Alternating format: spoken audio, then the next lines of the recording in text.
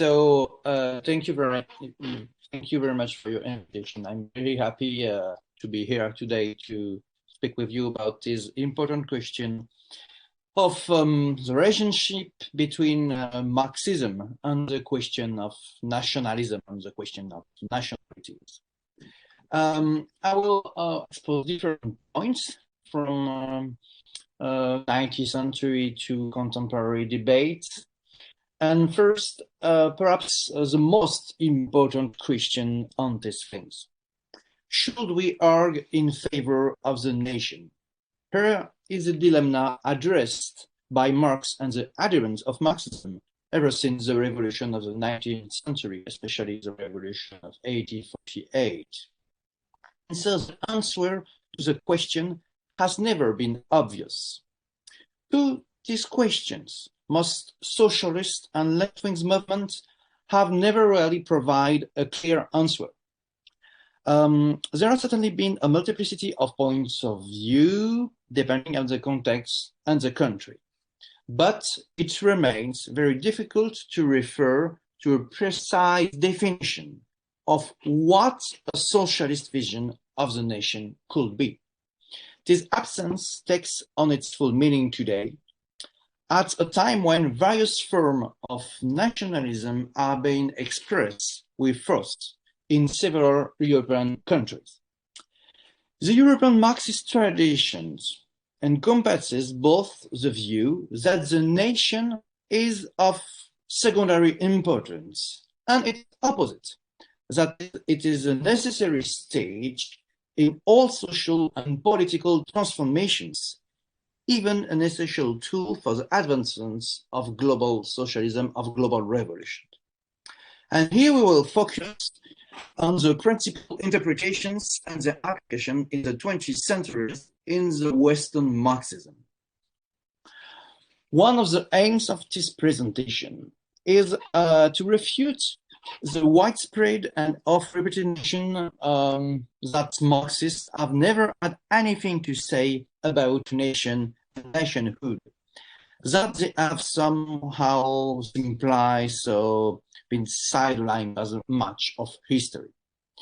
That is completely untrue. Marxists and socialists has given response to the question of nation. While some certainly dismiss the nation as a matter of secondary importance, others Marxists have provided an excellent corpus of work with which to continue to develop a long view of the so-called national questions. Some Marxists insist, for example, on the need to defend the nation to the fullest extent, particularly whose non-existent nation subsumed by one or other empire, while others view such as the battle as pointless, merely an acceptable concession to the bourgeoisie and to nationalism. As per the famous exhortation at the end of the Communist Manifesto from Marx and Engels, this exhortation is working men of all countries unite, class identity and the social question must, in an overriding spirit of internationalism, at all times and in all circumstances, remain the priority. But on the meaning of that very word, this word internationalism, no clear consensus ever emerged. Does internationalism involve abolishing all the national borders, thus implying support for any political process leading in that direction? Or does it refer, on the contrary, to a project aimed at ensuring peace and harmony between nations, in which case existing nations are to be defended as a minimal framework for social and political struggle? One of question is, can we find kind of progressivist definition of nation that is clearly differentiated from nationalism? And one important question in Western Europe is with the appearance at the end of the 19th century in certain Western countries, as Germany and France, there are some Western states with first system of social support. So in this case, was not the nation the best framework for the defense of the workers? So after this short introduction, let's go directly to the subject with the first point, is the Marxist end of nation. For most of their lives, Marx and Engels remained convinced that capitalism and the tide of history would eventually dismiss the significance of nations and their borders. The optimism of Communist Party Manifesto in 1848 is well known. For Marx and Engels, at this moment, as the moment of the revolution, the spread of capital leads to the mass concentration of workers and sweeps aside all its paths. All barriers, national borders include, will gradually be removed, preparing the ground of future workers internationally. However, at least some parts of that same manifesto leave an unresolved problem. The ambiguities to come are captured in the following quoted passage. You can read it. I read it very quickly. So this passage is: the working men have no country. We cannot take from them what they have not got. Since the proletariat must first of all acquire political supremacy, must rise to be the leading class of the nation, must constitute the nation, it is so far its national force, not in the bourgeois sense of the word. So in various times and places, and in different contexts, different countries, Western Marxists quote particular phrase from this passage of Communist Manifesto. Sometimes it was just the first line, in order to underline the fact that the absence of countries should be the principal aim. Also Marxists quote mainly the second part of the same extract, which explicitly envisage a defense of the nation, albeit understood in a different sense from that of the bourgeoisie. Anyway, Marx never imagined the abolition per and simple of the various nations. He hoped instead that the so-called hostility between nations would disappear. But when and how was this to happen? And how far could one go in terms of making political alliance in the interest of a common front, while still within a framework of nations? Trying to live the war problem for Marxists during the 19th and 20th century. The creation of a new nation may have been on the agenda, but it was primarily a matter of strategy. Marx declared himself in agreement with the claims of Ireland, for example, oppressed by the English at this time, and with calls for the constitution of Poland, subsumed under the yoke of free empire at this time. Marx, the reappearance on the map of Europe of these two nations, Poland and Ireland, will be a threat to both British and Russian imperialism. He saw the unity of Germany in 1817, the progressive step, because it was one of the conditions of the development of the work movement, but not much more than that. Significantly, Marx accorded only minor importance to the patriotism of the Paris Commune in 1871, whereas in fact it had been a determining factor in its creation and subsequent realization. When Engels died at the end of the 19th century, in 1995, socialist and social democratic parties, strongly influenced by Marxist thinking, began to occupy relatively important positions in a good number of European countries. Significantly, while retaining the rhetoric of internationalism, most of these parties set in motion a gradual appropriation of their respective national histories, reinterpreted with the reference to the history of popular struggle. For example, German speakers celebrated the Peasant War of the 16th century, the War of Liberation during the Napoleon time, and the Revolution of 1848. Elsewhere, the Czech, oppressed by German at this moment, appropriate the left wing of the 15th century usage reform movement, presenting a left-wing movement, the Taborite with Jean Giscard, as an early precursor of socialism. So now let's go to the end of the 19th century and the 20th century, and the question of the different definition from a theoretical point of view. So the history of socialism is the history of concrete transnational structures, especially of internationals. The first one, most very famous, is the International Workers' Association with Karl Marx and his comrades. Then the Second International in 1889, and then of course the Communist International founded in 1990. We can give very quickly some criteria for defining an international. The first criterion concerns the practical structuring of an international. It brings together sections, groups, and members, or even individual personalities belonging to different countries with a view to a common international organization. If the international is not strictly speaking an anti-national project, the members can be patriots and defend a certain conception of the nation, for example, it only exists as international from the moment when, at least at the level of a leadership, there is a coordinating body mixing individuals of several nationalities on an international scale. And the second criterion is more ideological and theoretical. Socialist internationalism is to have, at least theoretically, no limits of border or so-called race, extending in this sense the most universalist and cosmopolitan elements of the Enlightenment movement of the 18th century. Although this internationalism is constantly debated and controversial, it remains a key element of language, even when the interests of one nation actually take precedence of others.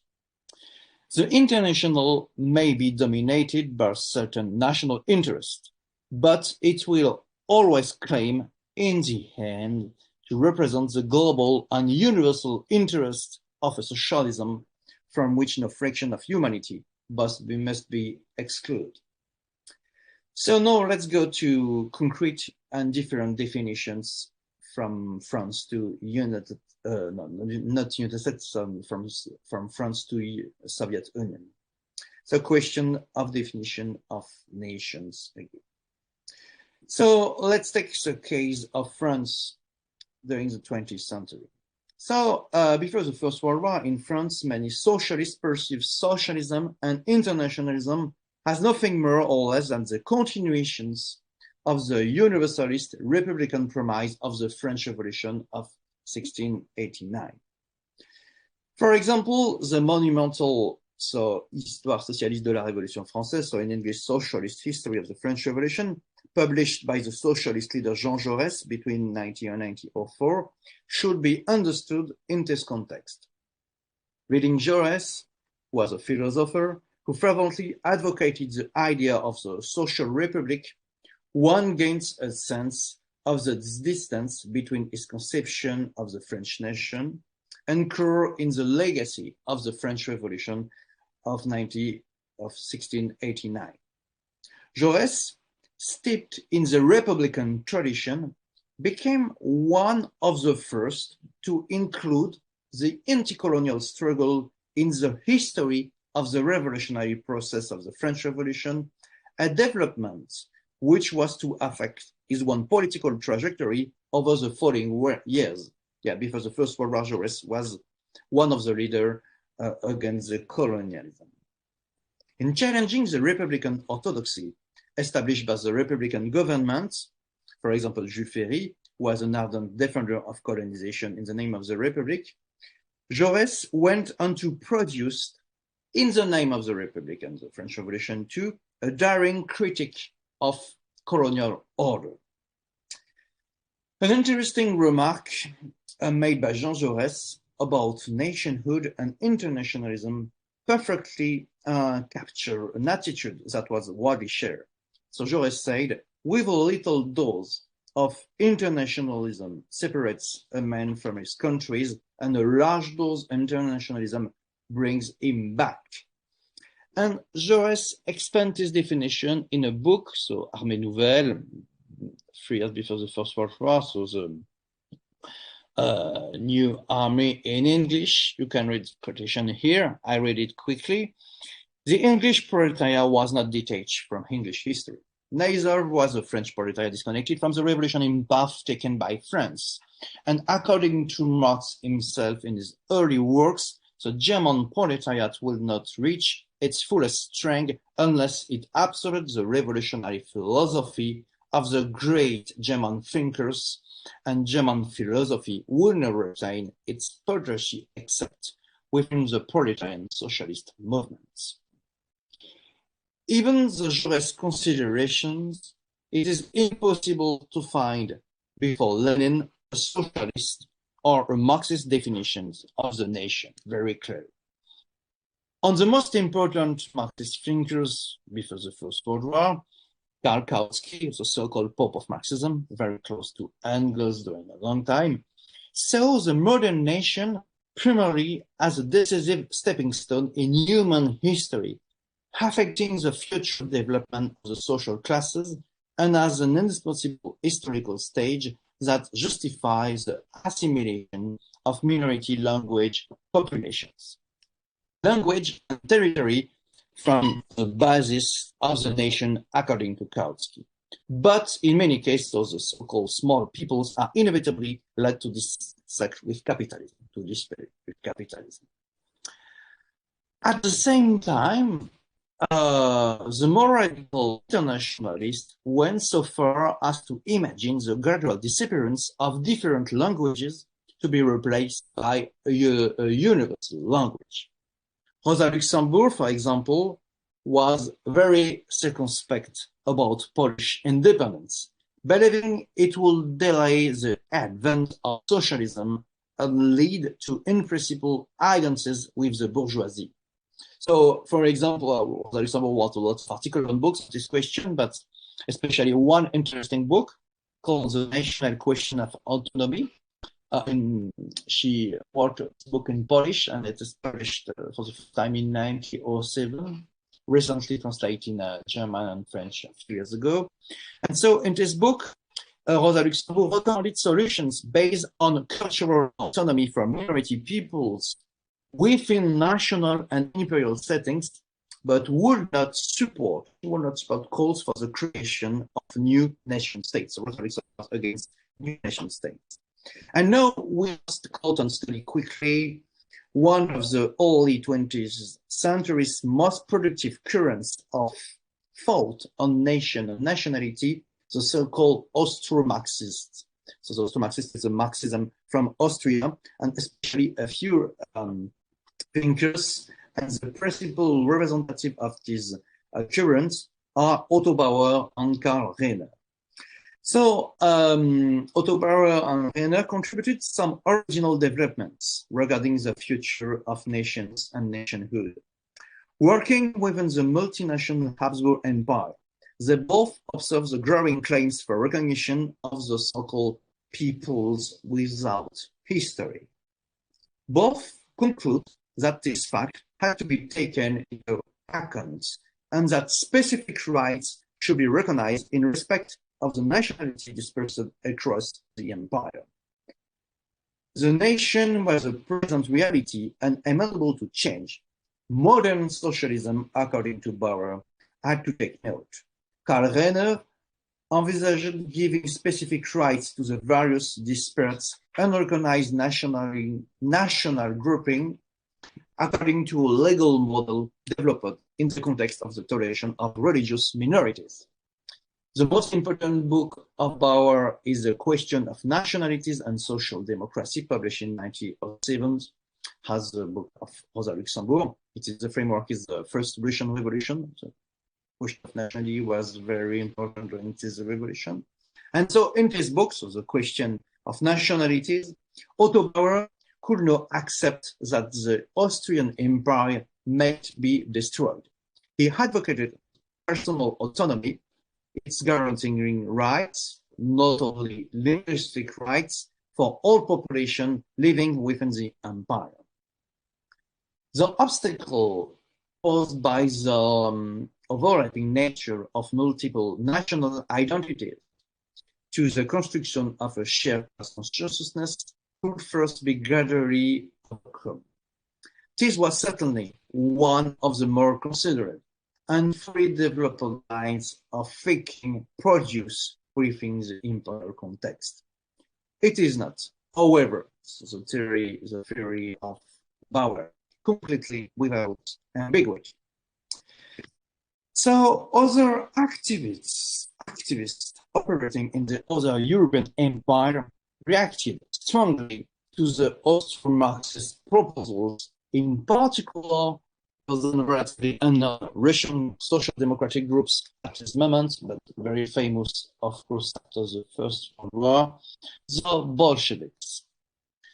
Lenin had long shared his vision of assimilation and was hardly going to be shocked by arguments in favor of large groupings.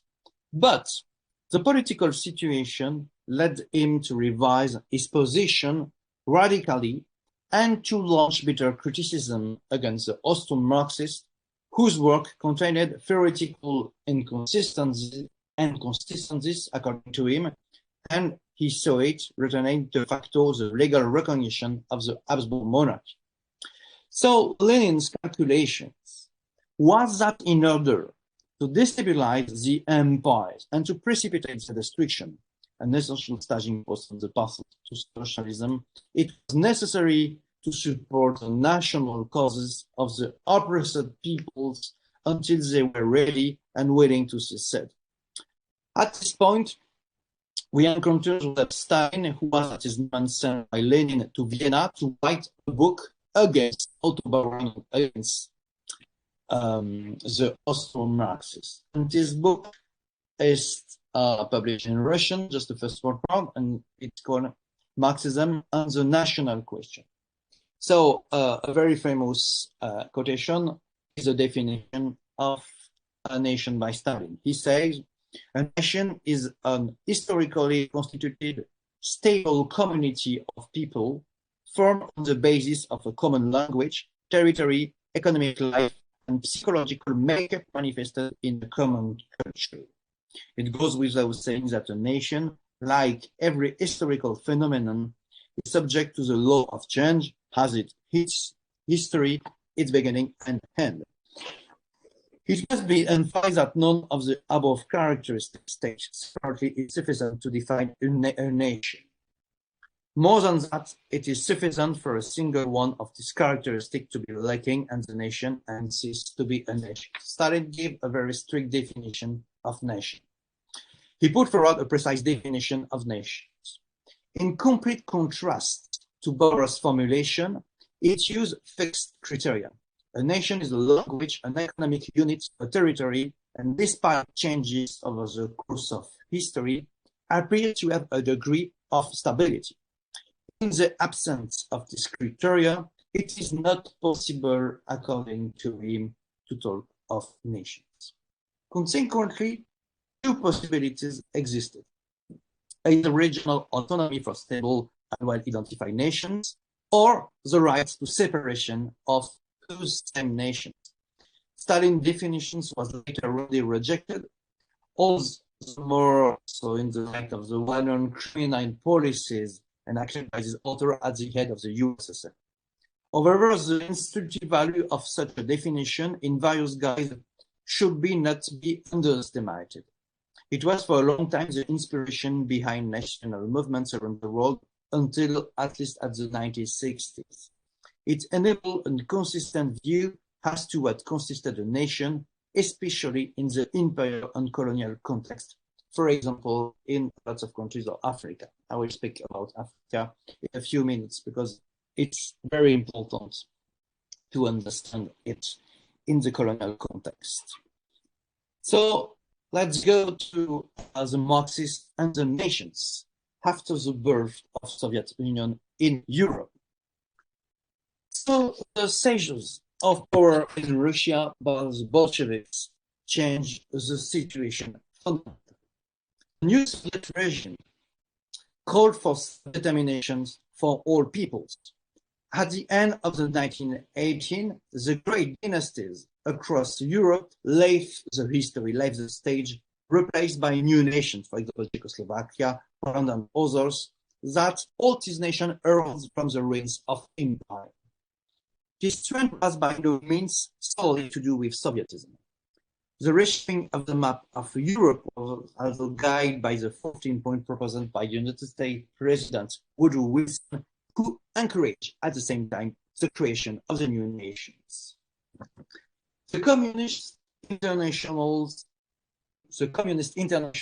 founded in Moscow in 1919, so 2 years after the Russian Revolution, identified the anti-colonial struggle as a priority.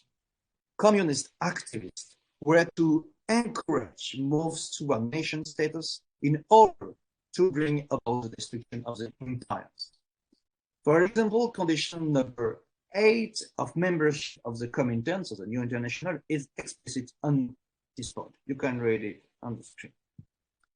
So point 8. Parties in countries whose bourgeoisie possess colonies and oppress other nations must pursue a most well-defined and clear-cut policy in respect of colonies and oppressed nations. Any party wishing to join the Third International must ruthlessly expose the colonial machination of the imperialists of its one country, must support, indeed not merely in word, every colonial liberation movement, demands the expulsion of its compatriots imperialists from colonies, inculcate in the oath of the workers of its one country an attitude of true brotherhood with the working population of the colonies and the oppressed nations, and conduct systematic agitation among the emerald force against all oppression of the colonial people. In France, one of the best known symbols of this was the presence of Ho Chi Minh at the 1920 Congress in Tours, which saw the majority of French socialists aligning themselves with Moscow. That same year, in 1920, a few months later, came the Baku Congress, at which international communism stated its aims of overthrowing the imperial and colonial order. The revelation of Bolshevist internationalism were indissociable from this aspiration and contributed directly to the political awakening of a great number of nationalist movements. Early discourse advocated global revolution. At the founding of the USSR in 1922, in theory, no national identity was to take precedence, with Russia being free and on equal footing with the minority nationalities. The country's international isolation and the rise of Stalinism brought that ambition to an end. It was the victory of the so-called socialism in one country for Stalin. Some effort was made to develop minority languages and culture, and a Soviet nationality was created, which was not intended exclusively for Russian and which only ceased to exist in 1991. Back to Western Europe, there is an important shift in 1955. This shift is very important to understand the development of Western Marxism. In July 1945, the chair of the 7th Congress of the Communist International, the Bulgarian George Dimitrov, pushed his new strategic line by calling on communist parties to form broad alliances, even with groups within parties previously considered bourgeois. Dimitrov urged members of communist affiliated parties to forcefully reappropriate such national symbols. The communists were now to be seen as the greatest patriots. This new direction has consequences at the practical and at the theoretical levels. In France, the French Communist Party became an established and influential party. It ceased to be a small group and reasserted itself into an old national tradition. French communism moved back towards the symbols and ideals promoted at the end of the 19th century by Jean Jaurès. For whom control of the Republic was a first step and one worth defending. The Republic set out by the French Communists as a first step to socialism. And so the French Communist Party is not a mass party and will remain so for almost half a century.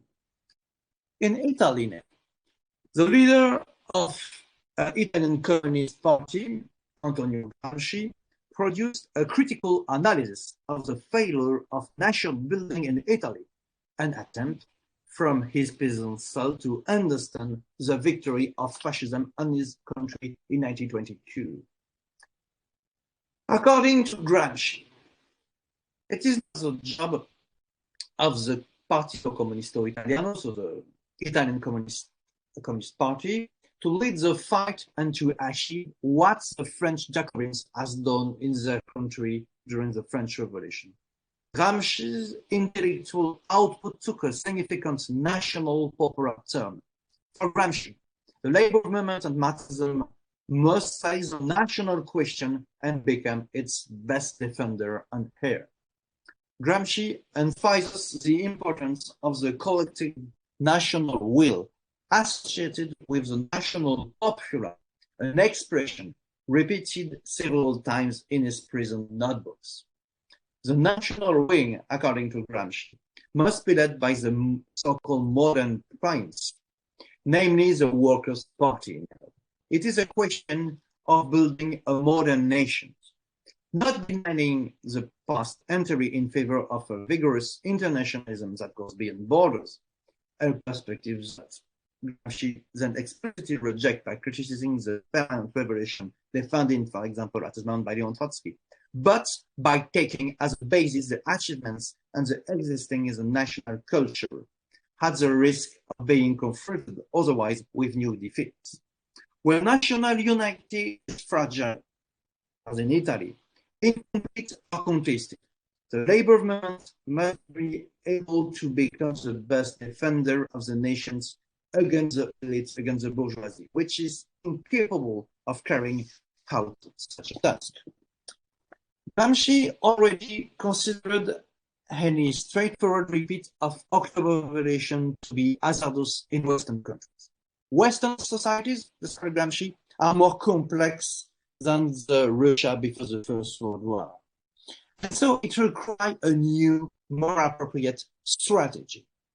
It was the beginning of the famous battle for hegemony from Gramsci and the so-called war of position set against a war of maneuver, not seen as outmoded, at least for the moment. Gramsci's theories were to have a decisive influence on communism in Italy. The party had to be the engine with which to complete the unfinished project of nation building.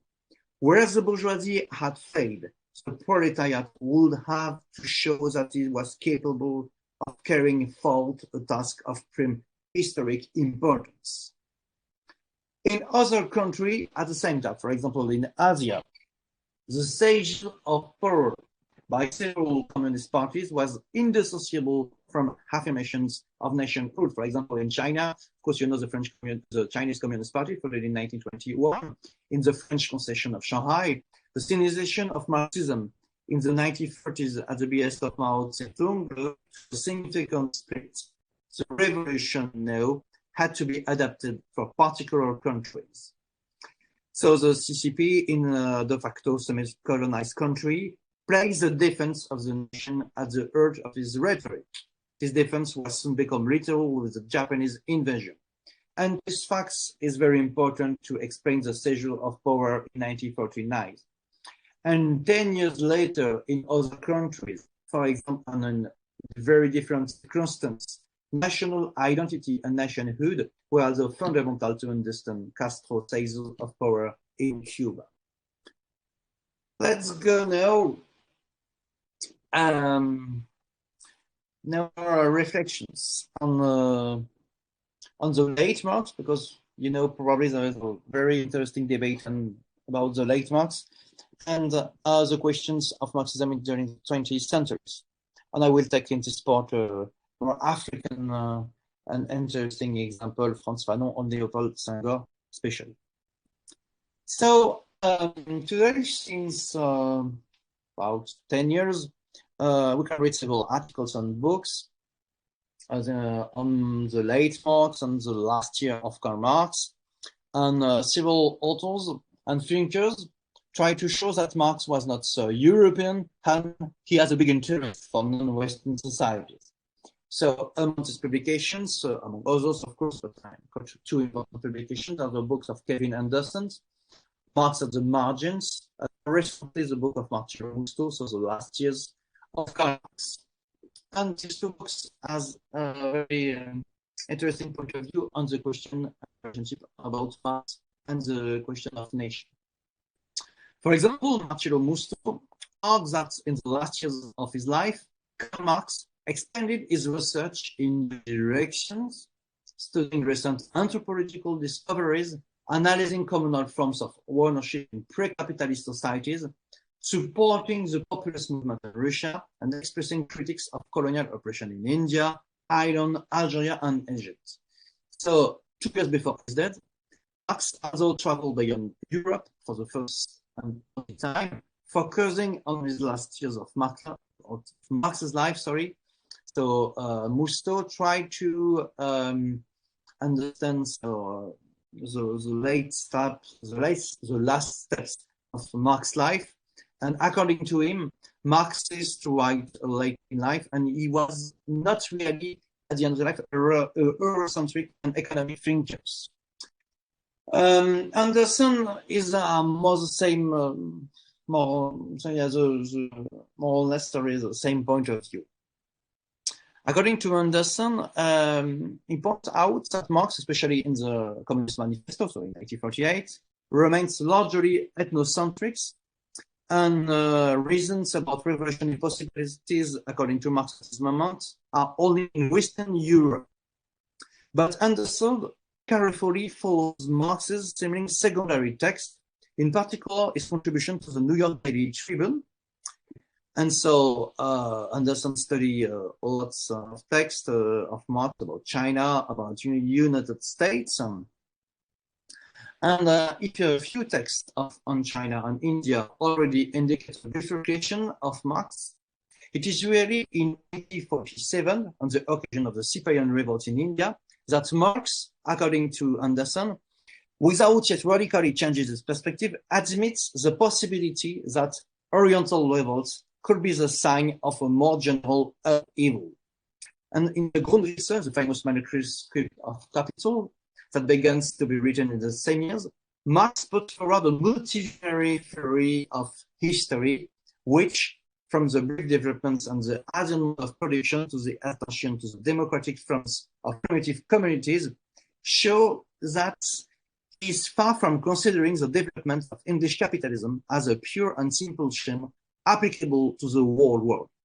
And the same idea can be found in the French edition of Book 1 of Capital of Marx, published between 1872 and 1875, where Marx clearly expressed the idea that capitalism in its classical forms applies above all to England and cannot be generalized with a stroke of pen to the rest of the world. So what's interesting for me is that thanks to these two books, it is indisputable and proven that the last Marx was interested in non-European form and developments. But according to me, the absence of a current and structured text published by Marx prevents any definitive judgment. And Kevin Anderson does not refrain from looking at the 20th century, in particular of the treatments of Marx's text in the USSR, or when he evokes, for example, at the end of his book, the current indigenous forms of resistance in Latin America, in Bolivia especially, based on the link created by traditional communities. Or Anderson returned to the question of racism in the United States, and according to him, Marx has written few texts on the United States of America, and these texts are very interesting. But Kevin Anderson does not retain the reflection of who will, within Marxism and Leninism, try to orientalize Marxism to adapt it to the conditions of non-European countries. However, at that time, for example, in 1950s, in 1960s, many texts of the last Marx were not known. From the Austrian Otto Bauer to other Russian and Chinese thinkers, beyond the strong differences that characterize them, there is in common a reflection on the future on non-European or non-Western peoples based on a reading of us. And this reflection and this political action, this is even before many texts were known in details. So because they advocated social revolution based on historical analysis and experience, the reading of many Marxist texts, first and foremost, the very effective Communist Manifesto, however early it may be, encourage the revolt against the established order for the world. And so, because in these books, what is the most important is the question of the relationship between Marx and the colonial world. I want to deal quickly with other not so famous Marxists, but Frantz Fanon, for example, is quite famous in France and the United States now. So I want to study quickly the writings of Frantz Fanon and Leopold Senghor in the colonial context of the 1950s and of course in the decolonization context too. So to varying degrees, a number of third world leaders combined the terms Marxism and nationalism after the Second World War. For some independent leaders as Leopold Senghor or Amilcar Cabral, also Frantz Fanon, the nation was thought as a revolutionary project, often some distance removed from the official Soviet Marxist times. And so, this time, so in 1950s, 1970s, between the 1950s and 1970s, they opened the way to hybrids of Marxism with various national traditions. Importantly, those also include Leopold Senghor and Frantz Fanon, the both important thinkers of decolonization in the 1970s, during the 1970s. So, Senghor's and Fanon's contribution to the Second Congress of Black Writers and Artists in Rome in 1959 are especially significant. So the general orientation of this Congress in Rome was to promote a politics of cultures against the prejudice of the so-called people without culture. And it's very interesting historical moment because it's just before the decolonization. One notes divergent proposals in Senghor and Fanon.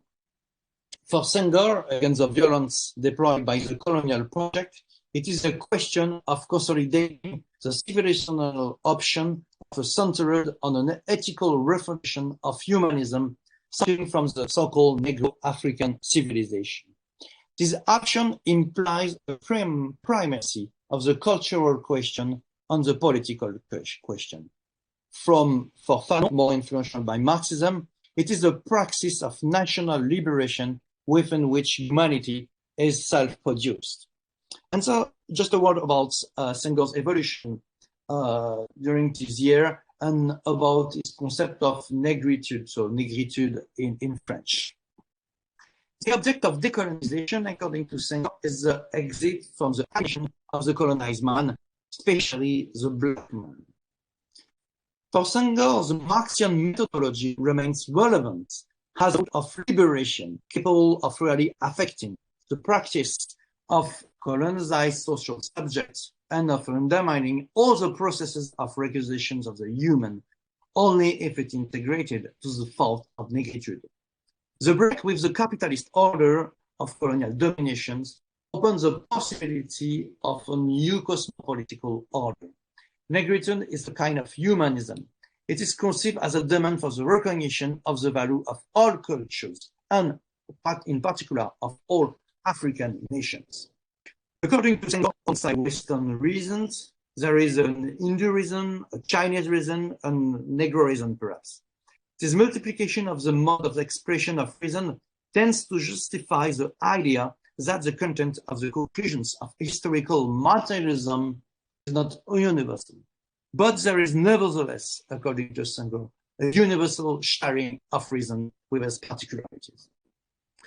The Senghorian uses of Marx opens the way in this historical and political context to the thematization of the so-called African way of socialism.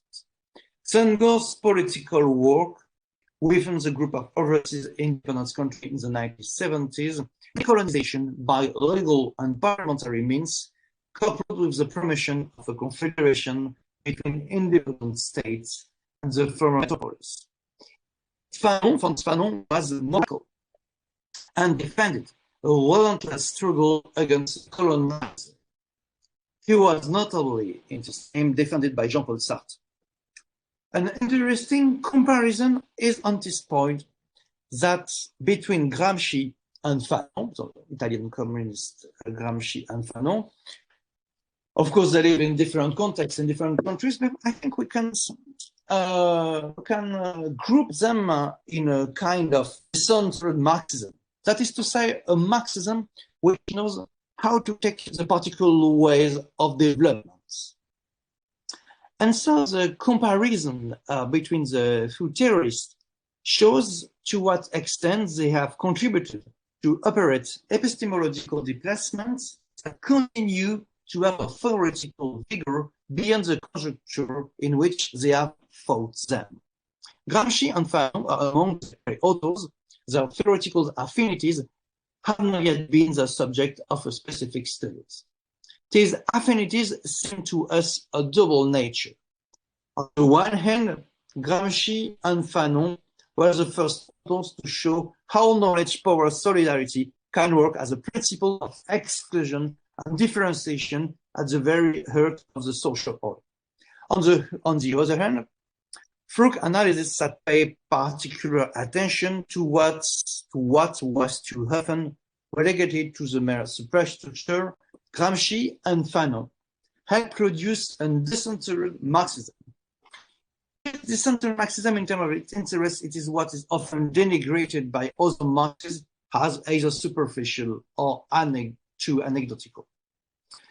This decentered Marxism is a kind of translation of Marxism into a language that is adapted to contemporary social realities. And this decentering takes place in two strong ways. The first is that the critique of colonialism, which becomes the analytic paradigm of domination. And the second is that the redefinition of a theory of action that is attentive to the revolutionary progression of subaltern modes of existence and expression. I think there is a key moment of kind of decentered Marxism in this time of 1970s. And so for the last part of my paper, let's come back to contemporary world and especially the European political situations. So one of the most important debate between the socialists, the left, and the Marxist intellectuals in Europe, especially in France and Germany, is the debate about the nature of European Union. So let's go to this very important point. So with the collapse of the Soviet Union and the failure of various forms of socialism in the third world, so especially in Africa, it became increasingly difficult to pin down a very identifiable Marxist position about the nation.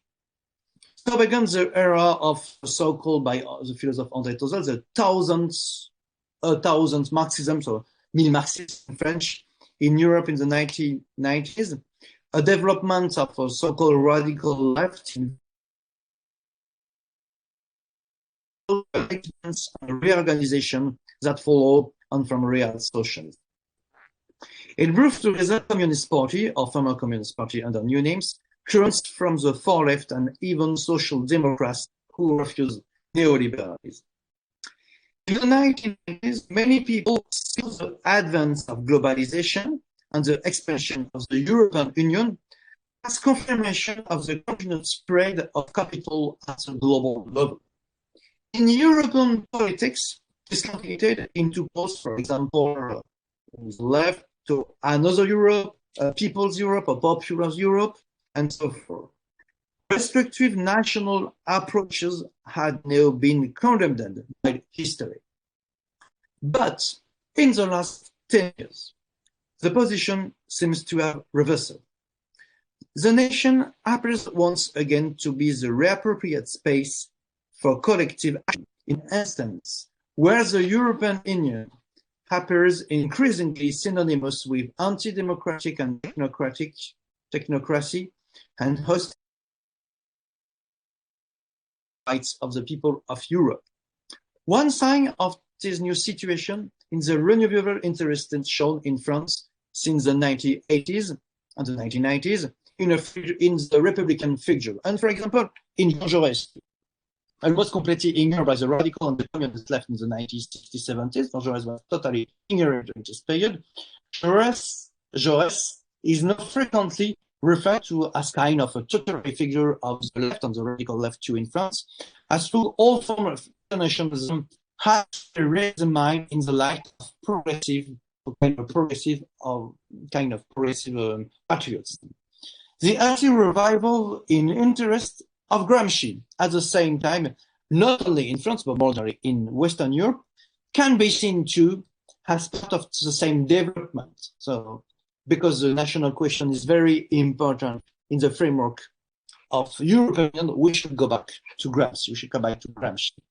Gramsci's war of position solely invites a reassessment of nationhood and the nations. A quick look at the intense controversy of the European question currently exercising groups within the workers' movement is proof enough as a fact. So even though the contexts then now are fundamentally different, how can one not be struck by the similarities between the vacillations of the Marxists at the end of the 19th century over, for example, the socialist United States of Europe and the situation we see today?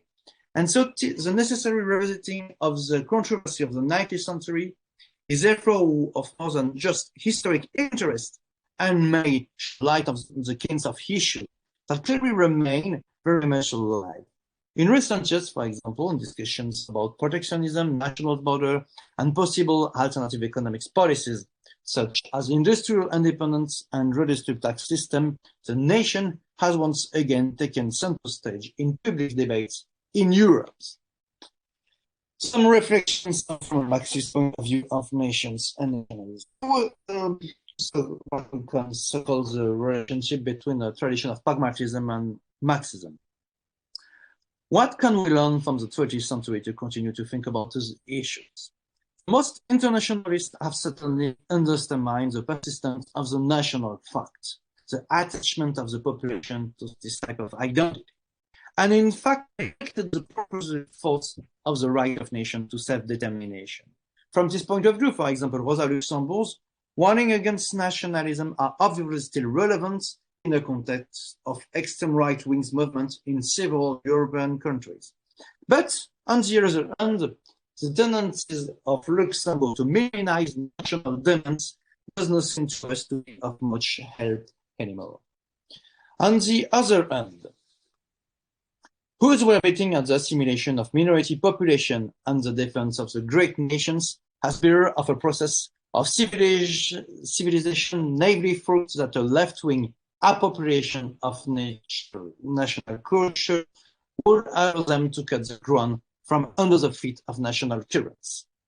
Perhaps the theoreticians who have edged the list are those who have been able to combine a certain pragmatism in this question without abandoning the perspective of socialism and that of respect for minority rights.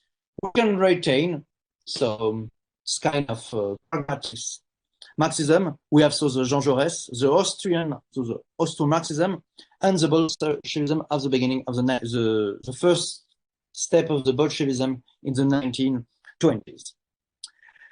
Just a few words about recent contributions on nation and cosmopolitan, sorry, in English it's difficult to say, cosmopolitanism. So I wrote Cosmopolitan from Athenian War to Etienne Balibar. So Etienne Balibar is still alive, a very important left-wing thinker in France. He just published to you 2 weeks ago a book on cosmopolitanism, but the cosmopolitanism, the word comes from the Argentine word, the antiquity. That's the reason because I was from the Argentine word to Etienne Balibar. So very quickly, so several recent contributions invite us to rethink the problem over the long term. In a book that just has been published, Etienne Balibar takes up against his intervention of the last 30 years on cosmopolitical questions, putting them in perspective in the current conjuncture. In particular, it is a question of a genealogy of internationalism and cosmopolitanism since Kant and Marx, while certain texts return to the most burning currents, events relating to the migratory questions and the undeniable success of nationalist currents, especially in Western Europe. But Balibar, in spite of some brilliant intuitions and developments, seemed to us to bypass one of the essential issues. For a large part of the population of Western Europe, any social projects seem inaudible because of national precedents are persist. This national can certainly cover various realities, but the major questions, it seemed to us, is that of the political response of the states to affairs. It is sensible to say today more Europe and fewer borders will help us. Of course, it's difficult to say, let's cover authority as we did 50 years ago. But anyway, the cosmopolitanism is, has a theoretical point of view apparent today. So because I have no more time, I will just summarize what I want to say about cosmopolitanism. So it's an old word coming from Athenian traditions. And one of the arguments by Balibar and other thinkers is that cosmopolitanism was during a long time an idea, for example, during 18th century by Kant. But no, it is a fact. We know we live in a globalized world where there are networks, discussion, and mass media. There is the cosmopolitan public opinion, at least at the level of economic, political, and cultural elites. There is a so-called European citizenship, which one wants to make the experimental model of a cosmopolitan citizenship offers, as far as citizenship is concerned, all that. The protection of the individual extended to all countries of the Union.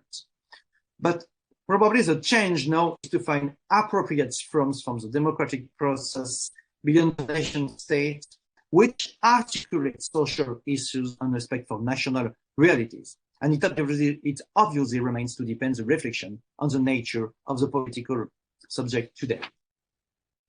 So what is important for me too, and it is my last point, and I will conclude, is the persistence of the question of the Hegelian heritage in the debate of nation and nationalism in the left-wing theoreticians. There is also an important tradition to examine that has the Hegelian heritage. We know how much Hegel's legacy was very important weights on Marx, especially concerning the questions of dialectics. It also left important trace on the way in which the place of a nation in history is considered. Marx and Engels, and then all the Marxist leaders in the 20th century, sought to understand how the socialist perspective could be articulated with the national questions, even today, even with the cosmopolitan questions. And we know that Hegel would consider that the particular people carried the idea of the world of the idea of the one and of an epoch. In the history of Marxism, each time the historical bet was found around the nation.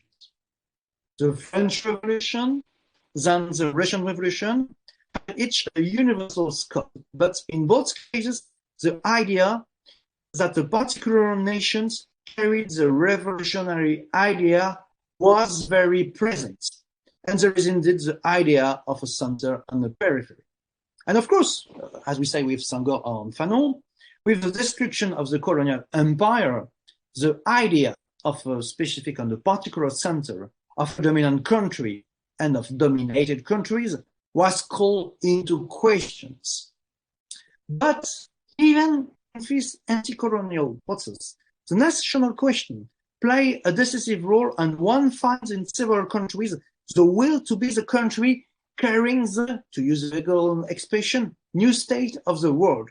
We can observe the situation from the 1970s onwards.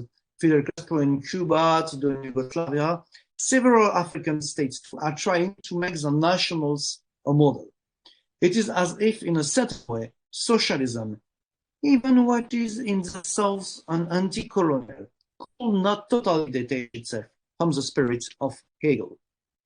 And so, a few words to conclude my paper now. Indeed, paradoxically, at a time when militant networks have space for permanent connection via the internet and social networks, the ambition in the left wing's intellectual to bring to life a structure such as an international establishment all over the world no longer seems to be a priority of the moment. The national question is so indeed consubstantial with the socialist outlook of a number of 20th century figures. In the end, Joel, Gramsci, Bauer, and several others have more to say on the matter than Marx itself, because he lived in the 19th century and he didn't know a lot of realities. And in this case, just return to Marx's text, ignoring subsequent Marxist writers will only deprive us of a rich tradition of thinking. These theorists were driven to think about the problem in concrete circumstances. That's the reason because I call it some kind of pragmatic Marxism, reflecting the ebb and flow of ideas within mass organization that comprise significant sections of the population, of the popular milieu. The nation exists within a set of global power relations in a way that is conditioned by the dialectics of the surrounding context. It is striking to observe how the very definition of the nation has always posed questions and been at the heart of the problem facing currents that identify themselves with socialism, communism, and Marxism. What Marx could never have foreseen or even conceive of is a decisive and cardinal importance at both the theoretical and the strategic level of the extraordinary persistence of the nation. He was less prophetic on this point than his friend Engels, who has a certain lucidity and an appreciation of the role of the realpolitik in international power relations. And the same is true for other Marxist traditions. And so defining and redefining the nation will slowly continue to arouse many controversies in Western Marxism. But the struggle to understand and come to terms with will necessarily remain with us from some time.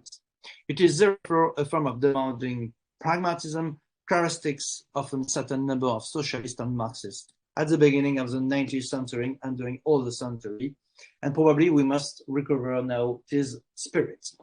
So thank you very much for your attention. Of socialists and Marxists at the beginning of the 19th century and during all the century, and probably we must recover now this